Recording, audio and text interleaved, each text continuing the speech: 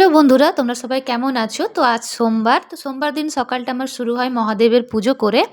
তো দেখো আমি সকাল, সকাল স্নান করে পুজো করতে চলে এসেছি। আমাদের বাড়ির কাছেই মন্দির। তো আমার পুজো করা হয়ে গেছে। পুজো করে এবার আমি বাড়ি চলে যাব। বাড়ি গিয়ে এবার যা কাজ সংসারের মহিলাদের, তো রান্না-বান্না, তো আমি এখন রান্না করার জোগাড় করছি। তো আজকে বানাবো আলু মটরের তরকারি। তার জন্য আলু কেটে নিচ্ছি আমি।